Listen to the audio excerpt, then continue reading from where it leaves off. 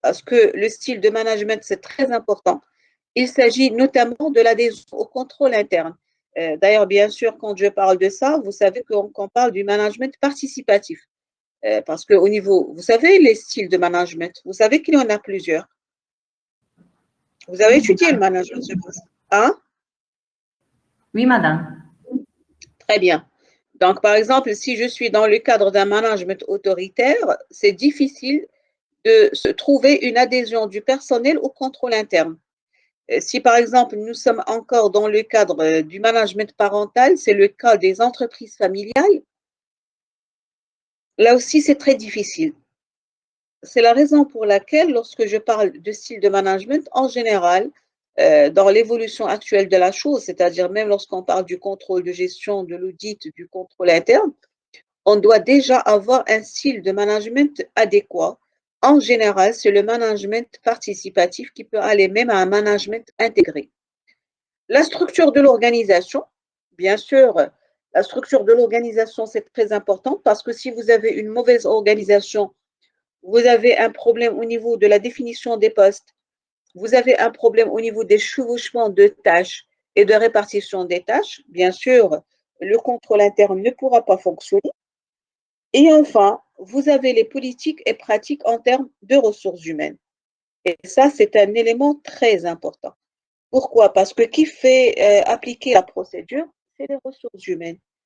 Donc, si vous n'avez pas une bonne gestion des ressources humaines, bien sûr, tout ça ne pourra pas fonctionner parce que je vais me trouver dans deux situations. Soit je peux faire les procédures de manière centralisée dans le top management et je vais les distribuer. Dans ce cas, j'aurai le risque que le personnel ne les applique pas. Soit, là encore, s'il y a un problème de communication avec le personnel, elle pourra les appliquer, mais ce n'est pas d'une manière fiable. D'accord? Donc, finalement, ça, c'est quoi?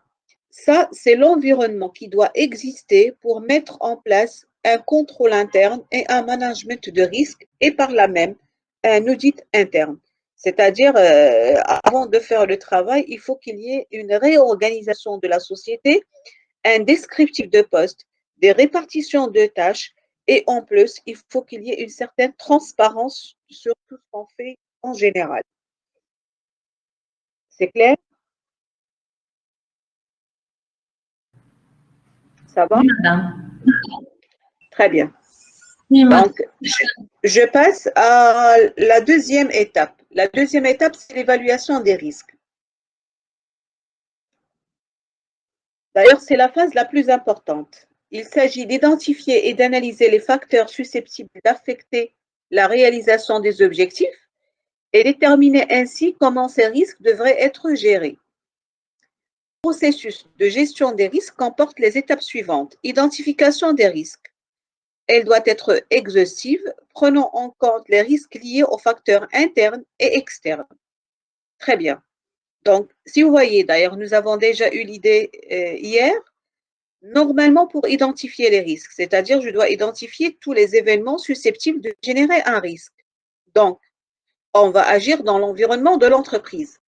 Bien.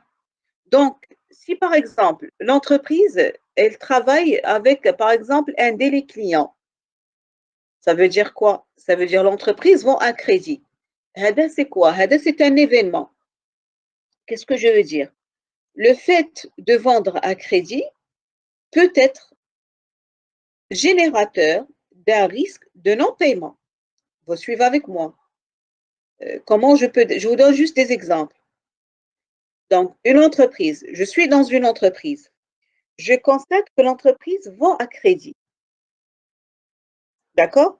Le fait de vendre à crédit, on peut courir quel risque? C'est le risque qu'un client ne paye pas à terme.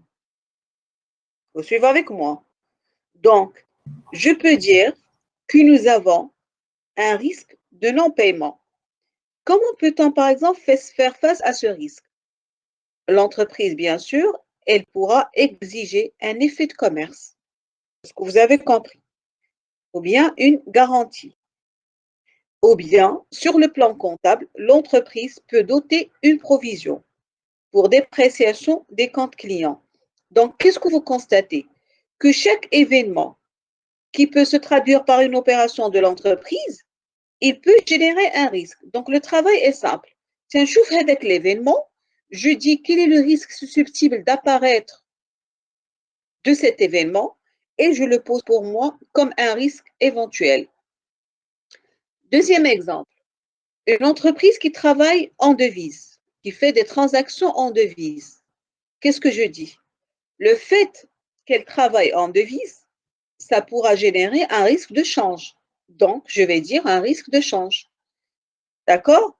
Donc, vous avez par exemple le fait que l'entreprise travaille dans un secteur à risque. D'accord? Par exemple, les grandes industries, vous avez le risque d'accident de travail, etc. Donc, accident de travail, c'est un risque. Ce que vous avez compris. Donc, finalement, tout ce qui se trouve dans l'environnement de l'entreprise susceptible de lui générer un risque éventuel, on doit le répertorier. Maintenant, comment? Nous avons deux techniques. Nous avons la technique du top-down et la technique du bottom-up. Je vais commencer par la technique du bottom-up. D'ailleurs, je ne sais pas, c'est comme si vous l'avez vu en contrôle-gestion, c'est la différence entre un budget négocié et un budget imposé. C'est la même chose. Je ne sais pas si vous l'avez vu. Vous l'avez vu en contrôle-gestion? Non, madame, pas encore. Très bien, parce que vous savez qu'au niveau de l'articulation budgétaire, pour établir les budgets, je peux avoir deux méthodes. Soit c'est le contrôleur de gestion qui va établir tous les budgets et il va les diffuser au niveau des opérationnels, mais ça, c'est ce qu'on appelle les budgets imposés, c'est-à-dire et chaque opérationnel doit exécuter le budget. Soit je peux raisonner dans le cas inverse, et c'est le cas le plus recommandé, c'est qu'on parle de budget négocié, c'est-à-dire le contrôleur de gestion, il va demander à chaque fonction d'établir son budget, c'est-à-dire le marketing va établir le budget de vente.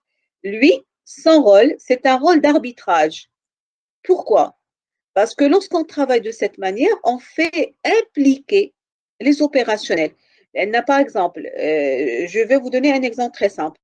Supposons que moi, par exemple, je vous dis, voilà ce qu'il faut faire. Vous pourriez l'exécuter comme vous pourriez ne pas l'exécuter. Mais si je vous dis, par exemple, dites-moi combien vous pourrez réaliser comme chiffre d'affaires et vous me donnez un chiffre. Normalement, vous me donnez aussi votre engagement. Est-ce que vous avez compris? Par exemple, si vous dites, moi, je peux vendre 1000, vous allez faire tout pour vendre 1000. Mais si je vous dis, il faut vendre 1000, dans ce cas, vous pouvez ne pas les vendre, vous dites, non, je n'ai pas pu. Est-ce que c'est clair? Donc, c'est toujours, on parle dans le cadre du management participatif. C'est-à-dire, si on implique le personnel et les opérationnels à identifier les risques, normalement, ils auront un certain niveau de responsabilité. Mais si je leur donne, par exemple, une cartographie et je leur dis, voilà les risques que vous courez, ils peuvent me dire, moi, je ne cours pas ce risque. Moi, ce risque, je ne l'ai jamais connu. Est-ce que c'est clair? Donc, c'est la raison pour laquelle, ça, s'il vous plaît, c'est de manière, je dirais, universelle. Donc, il faut les connaître parce que parfois, c'est ce qu'on vous donne dans des entretiens, soit pour le master, soit pour les embauches aussi. Donc, vous avez l'approche bottom-up. Qu'est-ce qu'on va faire? Le contrôleur interne, OK, soit l'auditeur interne, ça dépend des cas si l'entreprise va chercher l'auditeur interne pour l'établissement des procédures, va demander à chaque personne qui a un poste de faire une évaluation des risques rencontrés dans son poste. Vous suivez avec moi? Par exemple, vous êtes comptable, je vais vous dire, dites-moi quels sont les risques que vous rencontrez dans votre activité de comptable. Vous allez établir des fiches descriptives. Par exemple, vous dites que parfois j'ai un problème au niveau de certaines opérations qui ne sont pas claires, faute de procédures claires et bien définies. Parfois, vous dites, par exemple, j'ai un risque au niveau de certaines traçabilités, c'est-à-dire je ne peux pas avoir toutes les informations nécessaires pour passer l'écriture comptable convenablement. Donc, finalement, qu'est-ce que vous faites? Chaque opérationnel va décrire les risques qu'il rencontre dans son activité. Et bien sûr, tout ça remonte au niveau du contrôleur interne, c'est-à-dire le chargé de l'établissement du contrôle interne, lui, qu'est-ce qu'il va faire? Ou bien la gestion des risques, il va essayer de centraliser tout ça dans une cartographie des risques. Bien sûr, s'il voit un risque qui ne doit pas exister, alors il va aviser le personnel. Mais l'essentiel ici, c'est qu'on fait impliquer les opérationnels. Donc, c'est pourquoi je parle du bottom-up, c'est-à-dire du bas vers le haut. C'est une auto-évaluation. Chaque partie de l'organisation analyse son activité et remonte les risques identifiés. Et donc, le gestionnaire de risques, qu'est-ce qu'il va faire? Il va centraliser tous ces risques et il va les mettre dans une cartographie des risques qui passe au contrôleur interne pour avoir les mesures de sécurité.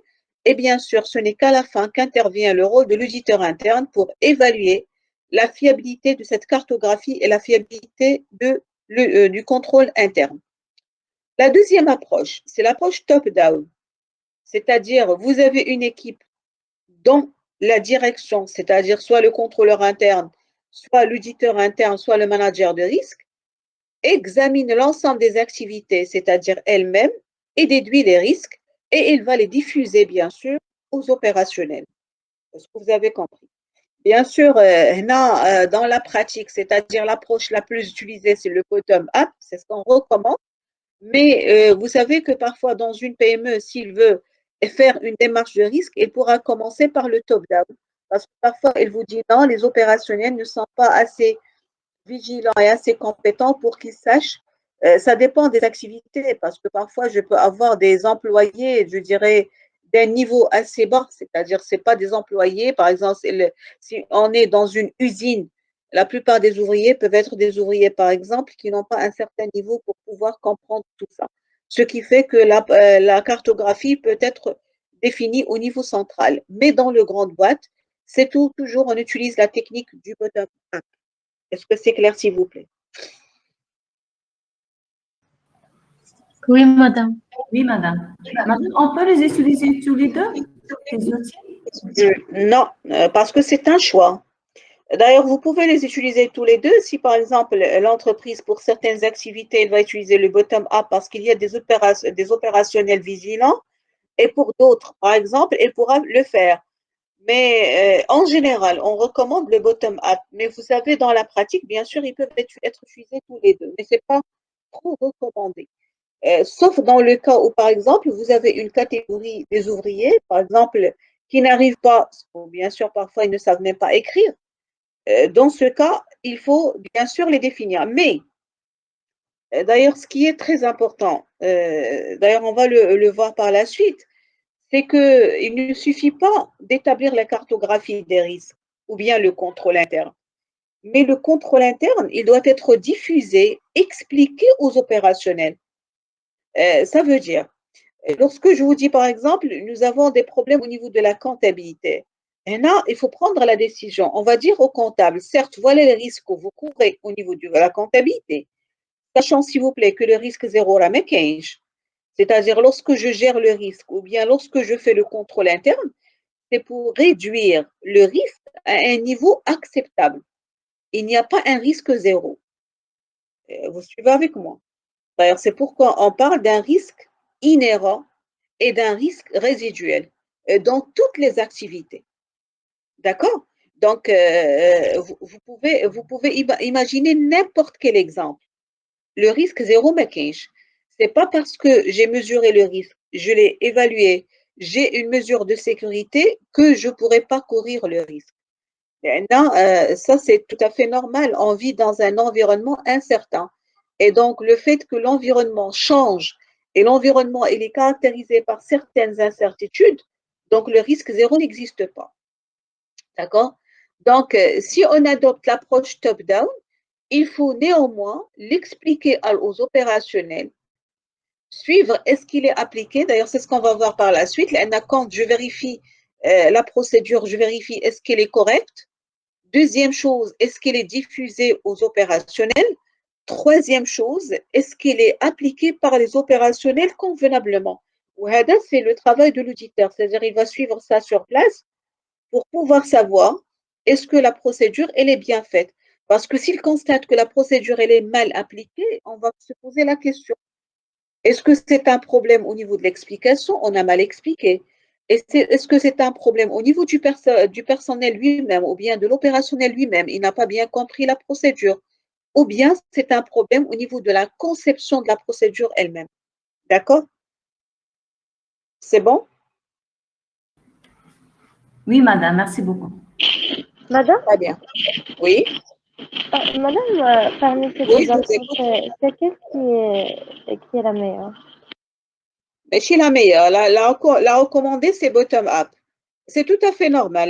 Je sais, vous avez vu au niveau de la gestion des ressources humaines que le fait d'impliquer les ressources humaines dans les activités de l'entreprise est une bonne chose. Quand je vous dis par exemple, faites ceci, il y a l'expression d'ordre. Est-ce que vous avez compris?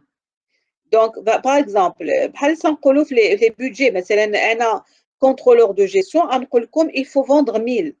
Bon, vous allez faire votre travail. Vous pouvez vendre 1000 quand vous pouvez ne pas le vendre. Mais si je vous dis, dites-moi combien vous pourriez vendre, ça veut dire l'objectif sera défini par vous. Une fois il est défini par vous, il vous responsabilise et vous allez vous engager pour pouvoir le réaliser parce que vous allez dire, ah, c'est moi qui a dit que je peux vendre 1000. Donc, vous allez faire tout ce qu'il faut pour pouvoir réaliser cet objectif. Est-ce que vous avez compris? Il y a ce qu'on appelle la gestion participative. Le management participatif.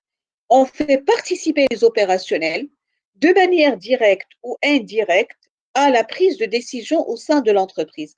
Alors finalement, là, je peux arriver à l'objectif que j'ai en tête, mais la manière, est-ce que vous avez compris? يعني أنا بغيتكم تبيعوا 1000 غنقول لكم خاصكم تبيعوا 1000. Vous allez me dire, bon, on n'a pas peu. Mais si je vous dis, par exemple, combien vous pourriez vendre, vous allez me dire 800. Je vous dis, est-ce que vous pourriez faire plus? Vous allez me dire 1000. Voilà, Anna, j'ai eu l'objectif que je cherche, mais d'une manière où j'ai attiré votre adhésion. C'est ça ce qui est très important. Parce que vous savez que lorsque les ressources humaines adhèrent aux décisions prises par l'entreprise, là, tout le monde va fonctionner très bien pour pouvoir atteindre ces objectifs-là. Mais là, quand on dit un management autoritaire, c'est-à-dire des impositions, par exemple, des ordres, vous savez que ça ne pourra pas marcher et pourra se répercuter au niveau de l'entreprise. D'ailleurs, moi, je vais vous donner un exemple pour vous expliquer mieux ça. Vous savez, actuellement, il y a des grandes boîtes qui font, par exemple, la participation des salariés au capital. Yep. Je pense que vous avez une idée. Ça veut dire la société, il va par exemple consacrer un petit pourcentage de son capital aux salariés. Et ça existe même au Maroc, d'ailleurs dans toutes les grandes boîtes et parfois même dans des sociétés financières. Regardez comment ça se passe. Normalement, parfois 1% du capital, c'est le salarié.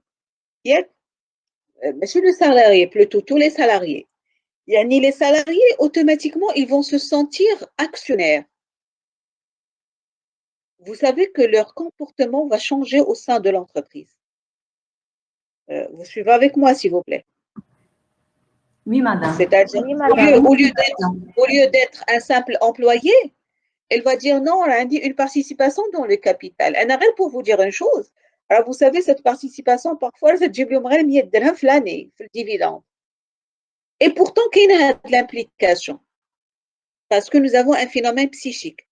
Yani, si je cherche votre adhésion, yani, si vous adhérez à ce que je veux, automatiquement, vous allez faire de tout votre mieux pour pouvoir, bien sûr, réussir les objectifs. Si on vous impose, dans ce cas, vous dites, voilà, moi, je fais mon travail, point final. Soit on gagne, soit on ne gagne pas, ce n'est pas mon problème. Moi, je ne fais que mon travail. Est-ce que vous avez compris?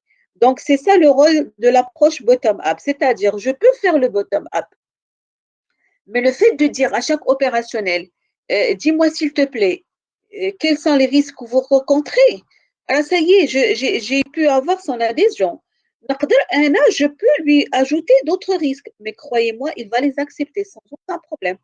Je peux poser le contrôle interne, il va l'accepter. Pour lui, c'est lui qui a identifié ces risques-là. Est-ce que c'est clair? D'accord? Donc, finalement, d'ailleurs, même, si vous voulez, parce que parfois, ça, on le fait à titre de mission externe, c'est-à-dire l'entreprise, il peut faire appel à un cabinet pour mettre en place les procédures. Et normalement, c'est ce qu'on fait dans la pratique, c'est-à-dire pour mettre en place les procédures, on commence par l'approche bottom-up, c'est bien. C'est-à-dire, nous avons une idée sur les risques éventuels, mais quand même, on peut parfois trouver un risque que nous ne connaissons pas, mais le personnel le connaît parce que lui, il le vit. Mais automatiquement, chercher l'adhésion. Vous savez, lorsque le personnel adhère à la culture de l'entreprise, au choix stratégique de l'entreprise, croyez-moi, il va faire tout ce qu'il faut pour réaliser ses objectifs. Voilà, donc on passe à l'étape suivante. Plutôt toujours dans celle-là, c'est-à-dire une fois nous avons identifié l'analyse des risques par l'évaluation de la probabilité de survenance, c'est la fréquence, et l'impact possible du risque, c'est la gravité. D'ailleurs, c'est ce que nous avons vu. C'est ça, comment peut-on l'évaluer? C'est le couple fréquence-gravité. On peut distinguer des risques financiers et non financiers, regrouper les risques dans des catégories ou réaliser une cartographie des risques. S'il vous plaît, d'ailleurs, cette distinction, parce que moi, ici, j'étais obligée de prendre les termes, parce que ce que vous voyez là, ce sont les explications du modèle. Je vous donne un exemple très simple. Normalement, lorsqu'on parle de risque financier non financier, selon le modèle, un risque financier, celui qui se traduit par une perte financière. Un risque non financier, mais pour moi, hein, personnellement, je peux vous dire que tous les risques, bien sûr, ils se traduisent par une perte financière. Alors, un exemple de risque non financier, c'est la dégradation de l'image de marque. Par exemple, l'image de marque de l'entreprise est atteinte. Là, pour le modèle, c'est un risque non financier. Mais pour moi, lorsque l'image de marque d'une entreprise est atteinte, à votre avis, quelles sont les conséquences? Est-ce qu'on peut avoir une conséquence financière, Oléla? Bien sûr, il s'agit d'une perte Oui, madame. du chiffre Très d'affaires. bien. Voilà. Donc, c'est ça le raisonnement que je fais. C'est pourquoi je vous avais dit hier que, d'ailleurs, personnellement, parce que parfois on avait un débat même avec certains profs, le fait de dire risque externe, risque interne, risque opérationnel, ou bien risque financier, non financier, c'est-à-dire pour moi, tout risque qui ne se traduit pas par une perte financière, soit immédiatement, soit à terme, ce n'est pas un risque. Deuxième chose, tout risque qui ne peut pas affecter ce que je fais au quotidien, ce n'est pas un risque. Donc, lorsque je prends l'exemple de la détérioration de l'image de marque, c'est-à-dire, qu'est-ce qui va se passer? Automatiquement, je vais avoir une chute de chiffre d'affaires. Et la chute de chiffre d'affaires, il va se répercuter bien sûr par une perte financière. D'accord?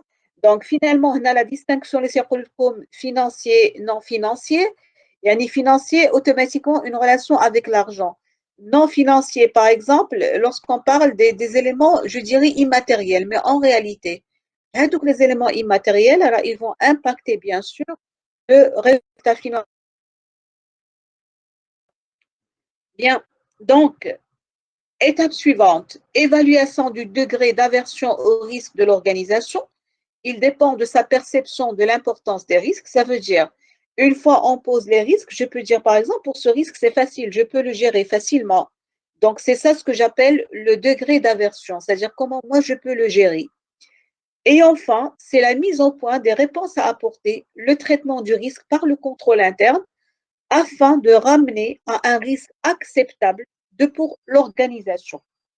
Voilà. Le contrôle interne, là où nous avons plusieurs dispositifs et dispositions. Par exemple, le risque de panne machine, l'entreprise, donc, il va organiser des contrôles ou bien des entretiens maintenance périodiques. Vous avez, par exemple, des risques au niveau ou bien des défaillances au niveau de la chaîne de fabrication. On peut organiser, si vous voulez, des contrôles qualité. Par exemple, l'absentéisme, c'est ce que nous avons vu, on peut avoir le système de pointage. Par exemple, le chevauchement de tâches, l'entreprise, elle pourra refaire la répartition de tâches. Donc, finalement, pour chaque risque, il faut avoir une mesure de sécurité. Par exemple, le risque de perte de l'actif, on peut avoir une assurance. Donc, regardez bien, une fois on termine, on dit ça y est, on a mis en place le management de risque et le contrôle interne. Est-ce que c'est clair, s'il vous plaît? Oui, madame. Ça va? Oui, madame. Très bien. Maintenant, on va passer à la troisième étape, c'est l'audit interne. Donc, finalement, regardez, d'ailleurs, même l'enchaînement de ces diapos représente l'enchaînement en réalité de l'audit, c'est-à-dire parce qu'on dit l'audit, c'est le contrôle de troisième niveau. Et ça dit l'autocontrôle et le contrôle hiérarchique. Donc, le deuxième niveau, j'ai le contrôle interne, ou on dit le contrôle de troisième niveau. Donc, le rôle de l'audit interne, c'est quoi? C'est de pouvoir évaluer et le contrôle interne et le management de risque avant, bien sûr, de passer à l'audit lui-même, c'est-à-dire l'objet de la mission. Qu'est-ce que j'audite? Est-ce que j'audite la comptabilité ou bien je vais auditer des opérations et ainsi de suite? Donc, les activités de contrôle sont menées à tous les niveaux hiérarchiques et fonctionnels de l'entité et comprennent des actions variées comme des procédures d'autorisation et d'approbation, la séparation des fonctions entre autorisation, traitement, enregistrement et analyse. Vous savez, à chaque fois que je trouve une confusion de tâches, c'est une situation de risque. C'est comme un exemple très simple. Si par exemple, je trouve dans une entreprise, on a le comptable. C'est lui qui est chargé, par exemple, de la signature de chèque et c'est lui qui est chargé du suivi de paiement. Qu'est-ce qu'il y a et où est le risque? C'est que le risque, il va comptabiliser des opérations fictives pour lesquelles il va donner des ordres de paiement, alors qu'en réalité, il s'agit des détournements de fonds. Est-ce que c'est clair? Donc, c'est pourquoi on insiste beaucoup sur la séparation de tâches, c'est-à-dire deux tâches successives qui peuvent générer deux objectifs différents. Normalement, il faut les séparer. Et lorsque je parle de séparer, il faut avoir deux personnes différentes. Parce que maintenant, si par exemple, on dit le comptable tout seul, c'est lui qui établit les factures, c'est lui qui fait les enregistrements comptables, mais le responsable de la trésorerie, c'est une autre personne, automatiquement, le contrôle va se faire au niveau du responsable de trésorerie. Est-ce que c'est le bon montant ou bien c'est le mauvais montant? Si j'ai le pouvoir de signature de chèque, c'est-à-dire quand le montant, par exemple, à payer dépasse un certain niveau, l'autorisation de signature et les données, par exemple, au directeur financier ou bien au directeur général, là aussi, c'est une mesure de sécurité. D'accord? C'est-à-dire il faut éviter ce que j'appelle le regroupement de tâches, OK? C'est-à-dire qui sont successives et qui portent sur deux éléments différents, qu'ils soient bien sûr entre les mains de la même personne. C'est ça la séparation des tâches. Les contrôles portant sur l'accès aux ressources et aux documents, c'est-à-dire la protection du document, les vérifications pour les transactions événements importants, les analyses de performance opérationnelle et les analyses d'opérations, de processus et d'activités. Bien sûr, ici, ça rejoint un petit peu le contrôle de gestion, c'est le travail de contrôle-gestion. C'est-à-dire lorsque vous analysez par exemple les écarts, vous déterminez les indicateurs de performance, vous établissez les tables de bord et lorsque le contrôleur de gestion vous donne des normes à respecter, donc il faut les respecter parce qu'ils peuvent représenter pour vous des mesures de sécurité. Par exemple, lorsque le contrôleur de gestion il va vous dire que normalement on ne doit pas dépasser 2 pannes machines par mois, normalement on ne peut pas dépasser 3 absences par mois, donc ça devient pour vous des normes de contrôle qu'il faut respecter bien sûr et lorsqu'on les dépasse, on est dans une situation de défaillance. Quatrième point, c'est information et communication. Normalement, une information et une communication efficaces sont cruciales pour la gestion et le contrôle des opérations. Ainsi, la communication doit être pertinente, c'est-à-dire aider l'entreprise à la prise de bonnes décisions, doit être exhaustive, c'est-à-dire il ne faut rien laisser au hasard, et doit être fiable, quel que soit le type d'événement concerné. Parce que d'ailleurs, ça aussi, ça rejoint un petit peu le travail du contrôleur de gestion, c'est à travers le tableau de bord et le reporting. Parce que la remontée des informations, c'est elle qui nous permet d'apporter les ajustements nécessaires. Et bien sûr, cette remontée-là, il doit être, c'est-à-dire périodique, c'est-à-dire on doit fixer une période pour faire la remontée de toutes les informations, tout ce que vous faites en tant qu'opérationnel, par exemple, au niveau du top management. Et la dernière étape, c'est le pilotage. Le système de contrôle interne doit être suivi et piloté afin de maintenir sa qualité dans le temps.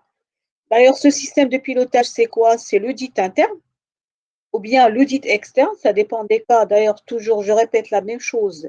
Lorsque je dis l'audit interne, c'est pareil pour l'audit externe. La seule différence, c'est la relation entre l'auditeur et le mandataire.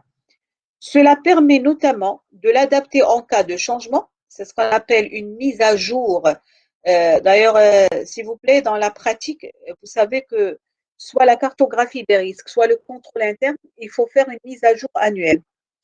À la Chancolo, une mise à jour, je peux ne rien changer, mais au moins, il faut faire une lecture annuelle. Parce que tout simplement, on peut avoir un changement dans l'environnement et on peut avoir, par exemple, un changement au niveau des risques, c'est-à-dire un risque moins important devient plus important, un risque plus important devient moins important. Donc, on refait un reclassement de la cartographie et donc, on refait en quelque sorte un reclassement du contrôle interne ou encore dans ses objectifs, ses moyens et ses risques. Voilà donc tout ce que j'ai à vous dire concernant le contrôle interne. S'il vous plaît, est-ce que vous avez des questions?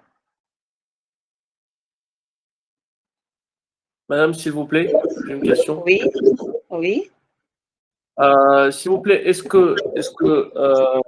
un bon système d'information est-il imposé aux grandes sociétés afin de suivre un bon contrôle et tout, et de l'audit, bien évidemment, ou pas? Est-ce qu'il est imposé ou pas? Un bon système d'information. C'est imposé, rien n'est imposé parce que l'entreprise, c'est une entité libre et en elle-même. Mais je dis, il est utile parce que Hatchi, c'est vrai, et c'est une très bonne question. C'est vrai que pour parler de tout ça, le système d'information, tout ça ne pourra pas fonctionner. Est-ce que vous avez compris?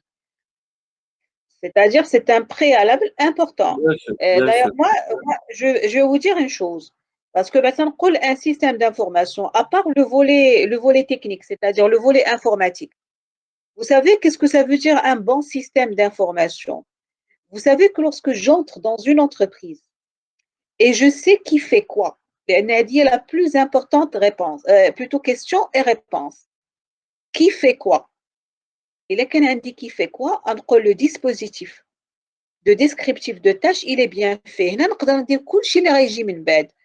Mais il est qu'un indique. D'ailleurs, le système d'information performant, c'est vrai que certaines entreprises vont vous dire non, c'est coûteux, etc. Mais toutes les entreprises, les fonctions de top management, bien sûr, ils ont des systèmes d'information qui sont trop performants. Parce que pourquoi? Parce qu'une défaillance dans le système d'information, il peut s'impacter sur tout ça. D'ailleurs, vous savez que maintenant, même, elle a des spécialités où elle audite des systèmes d'information. D'accord? Parce que le système d'information va aider l'entreprise à réaliser tous ses objectifs. D'accord? Normalement, il doit être performant pour pouvoir réussir tout ce qu'on dit. C'est pourquoi, déjà, le fait de parler d'une organisation adéquate, alors, il faut un système d'information qui traduit tout ceci. Est-ce que c'est clair? Mais imposer, non, les NNA, on n'impose rien. Mais ce sont des recommandations. Mais par exemple, une entreprise qui n'a pas un système d'information performant, elle ne pourra pas se permettre, elle a tout ça en fait sous forme de logiciel. C'est-à-dire tout ça doit être informatisé. Donc, le soubassement doit être là pour pouvoir réaliser toutes, je dirais, ces activités au sein de l'entreprise. Soit l'activité de management de risque, de contrôle interne, d'audit interne et aussi de contrôle de gestion. Est-ce que c'est clair, s'il vous plaît? Oui, je comprends. Je vous ai posé cette question. C'est juste par rapport, par exemple, à l'audit comptable, par exemple. Notamment pour certifier des comptes, la régularité, la sincérité et tout. Quand on a un système d'information, ça devient plus pratique. Un système d'information performant. Parce que déjà, par exemple, quand on parle des factures et tout, bah, si on tape des factures sur Word, ça devient très compliqué. Par contre, Bien Si, sûr, si- bien si sûr. on se base sur un système d'information, l'information devient plus claire et plus fiable. Exactement, exactement. Mais là, c'est qu'on a dit un système d'information fiable n'est pas dépassé, n'est pas défaillant. D'accord? Bien sûr, ça c'est un préalable très important. Regardez, d'ailleurs, on va le voir après. Vous savez que l'audit, c'est une fonction. Mais vous savez, il y a un risque d'audit. C'est quoi le risque d'audit? C'est le risque pour un auditeur qui n'arrive pas à détecter toutes les anomalies. Et si vous voulez, c'est un risque parfois qui est lent. Même que je suis zéro. L'auditeur, il travaille avec quoi? Il travaille avec les informations que lui donne la société. Si vous avez un système d'information, donc automatiquement l'auditeur va puiser toutes les informations de ce système. Mais si par exemple, vous n'avez pas de système d'information et l'auditeur, est-ce qu'il va passer 100 ans à dire au comptable, dites-moi comment vous avez fait cette opération, comment vous avez fait celle-là? Vous voyez que l'activité, ça va être encore plus compliqué. C'est la raison pour laquelle je dis c'est question de faisabilité, s'il vous plaît. C'est vrai que d'ailleurs, actuellement, on a une évolution majeure au niveau des systèmes d'information dans tous les domaines, soit le contrôle gestion, soit au niveau de la comptabilité, soit au niveau de la gestion des ressources humaines, des systèmes d'information qui sont performants. C'est vrai qu'ils ne sont pas à la portée de toutes les entreprises. Pour les PME, les PMI, là, c'est-à-dire que le coût, c'est plus cher. Et parfois, c'est un problème de réticence. L'entreprise, qu'il y ait des informations que je ne dois pas avoir en système d'information. Non. Vous voyez? Mais ça, c'est un fondamental. Mais seulement dans le coach imposé. On n'impose rien. C'est-à-dire, c'est un choix de l'entreprise. Et d'ailleurs, ce qui est très important, c'est que l'entreprise, elle doit mesurer la valeur ajoutée de ça. comme un exemple très simple. Alors, vous savez, pour مثلا, toujours ça le contrôle gestion, c'est le modèle de base. Maintenant, une PME. Pourquoi ne pas avoir un service contrôle gestion? C'est très coûteux pour moi. Le fait que moi je gagne, je n'ai pas besoin de contrôleur gestion. Le fait que moi je gagne, je n'ai pas besoin d'un audit. Vous voyez ce que je veux dire? Donc, finalement, ça n'a le problème de culture. C'est vrai que maintenant, avec la mondialisation, la globalisation, les entreprises travaillent avec d'autres entreprises, c'est-à-dire internationales, et on a besoin d'avoir une organisation adéquate pour pouvoir communiquer. Parfois, on peut communiquer par les rapports d'audit. Surtout, par exemple, quand l'entreprise a un bon rapport, il pourra le donner, par exemple, soit à une partie prenante pour pouvoir avoir des affaires à citer, ainsi de suite. Est-ce que vous avez compris? Donc, normalement, c'est comme si on veut refléter l'image de l'entreprise à travers ces outils-là. Soit l'audit, soit le contrôle interne, soit le management des risques, soit le contrôle de gestion aussi. Est-ce que c'est clair, s'il vous plaît? Oui, madame, c'est bien clair, merci. Très bien. Est-ce que vous avez des questions?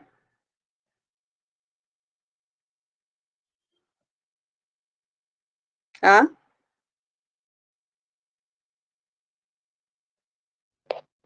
Non, madame, c'est clair.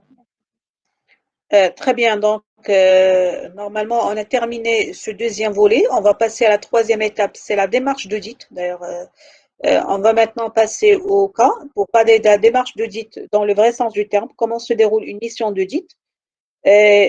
Pour pouvoir voir le cas de l'audit comptable financier et bien sûr le cas de l'audit opérationnel en analysant quelques procédures pour vous montrer bien sûr qu'est-ce qu'on peut détecter comme anomalie et comment peut-on évaluer des recommandations ou bien établir un rapport d'audit. D'accord? Très bien. Donc, si vous n'avez pas de questions, on va s'arrêter là aujourd'hui, s'il vous plaît. Je ne voulais pas commencer un nouveau chapitre. Est-ce que c'est clair? Dites-moi tout d'abord, est-ce que vous avez des questions? S'il vous plaît, pour cette. D'ailleurs, on a terminé les deux premières parties, les normes d'audit, les définitions, contrôle interne, management de risque. Je vous ai déposé hier le cours de management de risque avec le cours des principes comptables. S'il vous plaît, faites une petite révision de la comptabilité générale pour pouvoir faire l'audit comptable et financier. OK? Très bien. Est-ce que vous avez des questions jusqu'ici, s'il vous plaît?